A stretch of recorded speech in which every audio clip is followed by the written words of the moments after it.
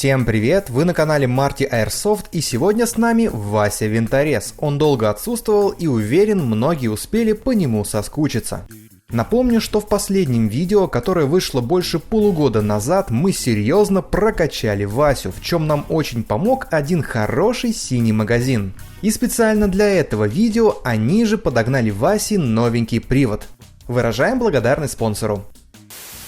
Пока Вася отсутствовал, он не терял времени даром, а активно тренировался и прокачивал свой страйкбольный скилл. Так что теперь он наконец готов поделиться с новичками некоторыми полученными навыками.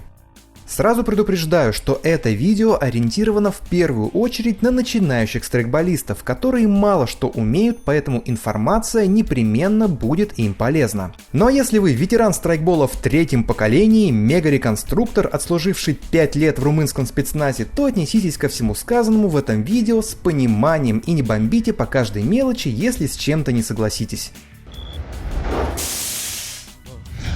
Сегодня поговорим о самом важном. Как правильно держать привод.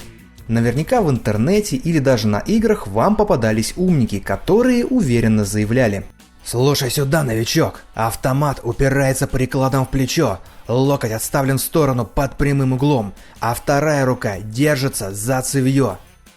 И даже не вздумай хвататься за магазин, это неправильно, потому что меня в армии учили удерживать автомат только за цевьё». Хоть Вася и сам отслужил в армии, но с подобным бредом мамкиных ветеранов срочной службы категорически не согласен. Разберемся по порядку. Начнем с того, что мы играем в страйкбол, используя в качестве оружия по сути игрушечные автоматики, которые стреляют пластиковыми пульками. А значит, у таких пушек нет никакой отдачи, и ради увеличения эффективности на игре некоторыми правилами удержания огнестрельного оружия можно и пренебречь. Но мы будем последовательными и разберем каждый из элементов по порядку.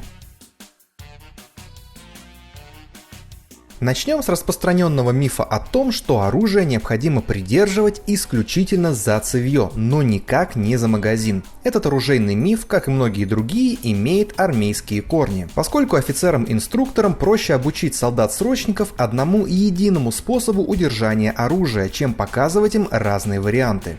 Однако даже в старом советском наставлении по стрельбе из автомата Калашникова есть немало примеров удержания оружия за магазин, потому что боевые ситуации бывают разные, что требует от бойца по-разному держать автомат. К тому же, вы не поверите, но при интенсивной стрельбе огнестрельное оружие не слабо так раскаляется, и кроме как за магазин, по-другому удерживать его просто невозможно, даже если вы наденете перчатки сварщика. Но в отношении страйкбольных приводов ситуация слегка отличается. Я бы рекомендовал за сам магазин особо не хвататься, иначе при интенсивном движении вы рискуете просто его отломать. Это особенно относится к приводам АК серии с их пластиковыми магазинами и слабыми зубьями, которые постоянно ломаются. Поэтому лучше не хвататься за сам магазин, а перенести вес привода на ребро ладони и слегка обхватить магазин пальцами. Таким образом, магазин почти не будет испытывать нагрузки, и даже во время интенсивного движения вы его не оторвете. Второй вариант удержания привода – это использование магазина в качестве подпорки, одновременно с этим упирая локоть в бедро. Такой способ удержания оружия очень удобен, если вам необходимо долгое время держать под прицелом опасный сектор, откуда может появиться противник. Кроме того, так удобно одновременно с удержанием подкручивать колесико бункера, если вы по какой-то причине до сих пор не перешли на механы.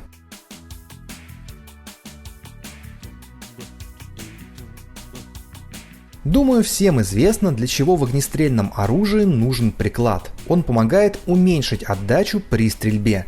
Поэтому среди диванных экспертов давно устоялся миф, что если не упирать приклад в плечо, то во время выстрела оружие обязательно выбьет из рук. Однако реальные бойцы почему-то далеко не всегда упирают приклад в плечо, и это совершенно не мешает им выполнять боевую задачу. Потому что, во-первых, на самом деле отдача у автоматов и карабинов не такая уж и сильная, тем более при использовании всевозможных дульных насадок и прочего обвеса, помогающего лучше контролировать оружие.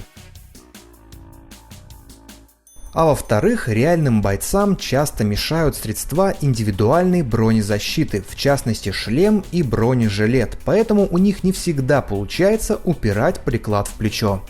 Однако все вышеперечисленное совершенно не означает, что страйкбольному приводу приклад не нужен, как думают некоторые начинающие страйкболисты. Они считают, что раз у привода нет отдачи, то и без приклада можно прекрасно обойтись, потому и покупают себе в основном привода АК-серии со складными прикладами. С одной стороны, когда приклад сложен, становится немного удобнее работать в тесных помещениях. Но с другой стороны, убирая приклад, вы делаете привод намного менее практичным для большинства прочих игровых ситуаций. Начнем с того, что приклад имеет определенный вес, и когда он разложен, привод становится более сбалансированным и не так сильно перевешивает вперед. А вот если сложить его, то баланс заметно смещается в сторону ствола, из-за чего ваши руки будут быстрее уставать. Кроме того, упирая приклад в плечо, вы создаете дополнительную точку опоры, что еще сильнее разгружает ваши руки, особенно переднюю. Вы даже можете на некоторое время убрать ее, например, чтобы достать гранату или новый магазин, при этом продолжая держать опасный сектор под прицелом. Если же привод слишком тяжелый, то приклад можно зажать под мышкой и свободно пользоваться второй рукой. Это очень удобно при перезарядке, а также если вы куда-то забираетесь или вам просто нужна свободная вторая рука. Кстати, вы наверняка уже обратили внимание, что у Васи новый стильный костюмчик. Это тактический костюм GOPTAC от российского бренда MordorTac. Если вам наскучили банальные тактические шмотки и вы хотите как-то выделиться, тогда костюм GOPTAC однозначно вам подходит. У него удобный спортивный крой, не стесняющий движений. Производится он в нескольких камуфляжных расцветках и может пригодиться не только для страйкбола, но также для ролевых проектов и повседневного ношения. Кроме того, можете купить еще и стильную ветровку из более плотной ткани.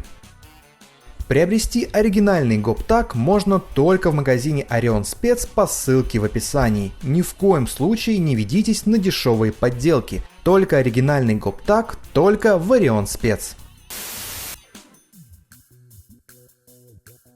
Поговорим о том, где должны быть ваши локти относительно остального тела. Тут главное уяснить простую истину. Чем меньшую цель вы из себя представляете, тем сложнее в вас попасть. Это особенно актуально при работе в зданиях и на малых дистанциях. Поэтому при стрельбе из-за угла или другого вертикального укрытия крайне желательно прижимать локти к корпусу, чтобы они не выглядывали до появления ствола привода и противник имел меньше шансов их отстрелить. Но если вы работаете на открытой местности, то здесь прижимание локтей никак не влияет на степень вашей уязвимости, потому что вы и так для противника большая мишень, так что за торчащие локти можете особо не волноваться. Конечно же, размахивать локтями словно крыльями не стоит, это неудобно и непрактично, а вот если вы будете держать их более свободно и слегка разведете в стороны под небольшим углом, это позволит более комфортно манипулировать оружием и при этом почти не увеличит ваших габаритов. Главное, приучите себя автоматически прижимать локти к корпусу при стрельбе из-за вертикального укрытия. Подведем итоги. Во-первых, удержание привода за магазин не является ошибкой. Главное не оторвать его во время движения. К тому же магазин можно использовать в качестве упора, что позволит разгрузить руки и долгое время держать сектор под прицелом, не опуская ствол. Во-вторых, несмотря на отсутствие отдачи у привода, приклад остается очень важным элементом. Он создает дополнительную точку опоры, что позволяет частично разгрузить руки, а также предоставляет и иные тактические возможности. И в-третьих, локти не обязательно постоянно держать прижатыми к корпусу, достаточно прижимать их при работе из-за вертикального укрытия, чтобы их не отстрелил противник. Друзья, если вы хотите увидеть новые обучалки с Васей Винторезом, то придется собрать под этим видео 15 тысяч лайков, и мы сразу приступим к съемке следующей серии. Обязательно подписывайтесь, смотрите другие видео на канале и держите привод правильно.